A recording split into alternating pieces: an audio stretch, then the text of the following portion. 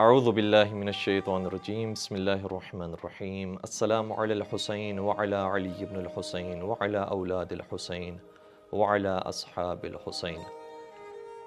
اعظم اللہ اجورنا واجورکم بمصابنا بالحسین علیہ السلام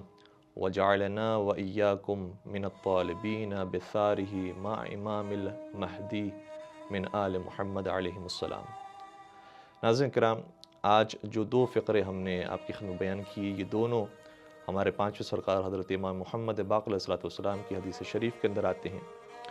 وہ پہلا فقرہ جو بڑا معروف ہے، السلام علی الحسین وعلی علی بن الحسین، یہ زیارت عاشور کا جملہ ہے، اور الحمدللہ مومنین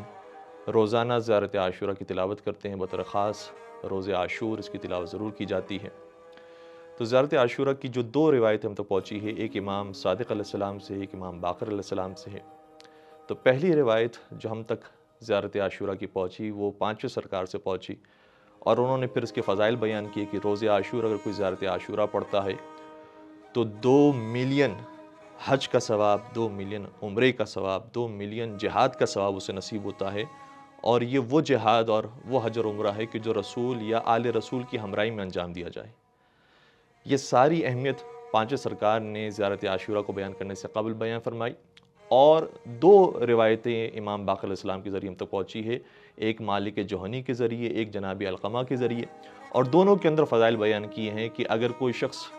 کربلا نہیں پہنچ سکتا تو اسے چاہیے کہ صحرا میں نکل جائے، عاشور کے دن صحرا میں نکل جائے، وہاں جا کر عزاداری کرے، اور اگر صحرا نہیں جا سکتا تو اپنے گھر کی چھت پر آ جائے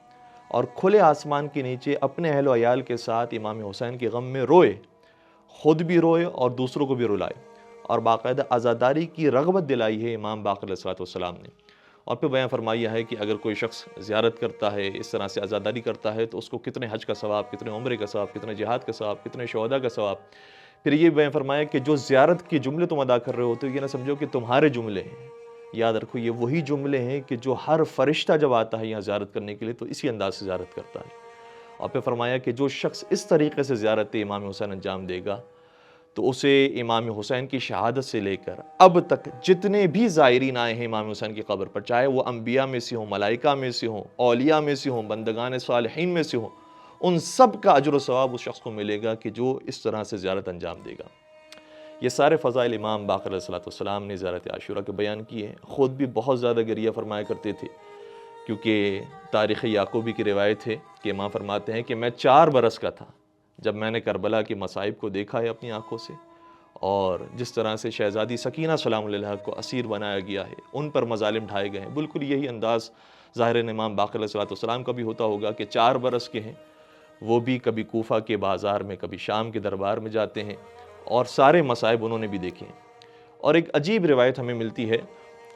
جو قابل ملاحظہ ہے، وہ یہ ہے کہ شام کے دربار میں جب یہ قافلہ پہنچا اور یزید نے مولا سید سجاد سے مخاطب ہو کر کہا کہ اے سجاد کیا ہوا، بتاؤ تمہارے ساتھ۔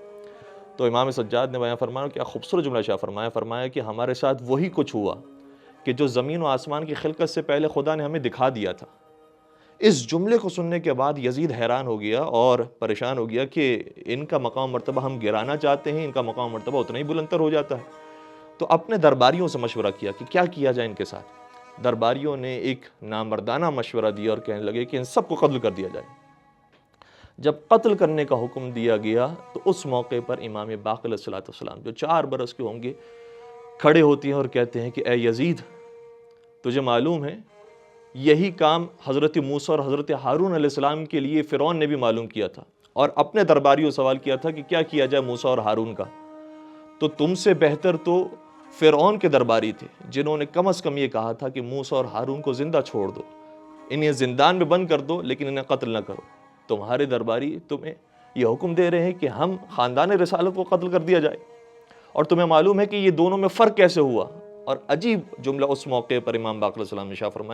فرمایا فرق اس وجہ سے ہے کیونکہ فرعون کے درباری کم از کم حلال زادے تھے اور تمہارے درباری حلال زادے بھی نہیں ہیں۔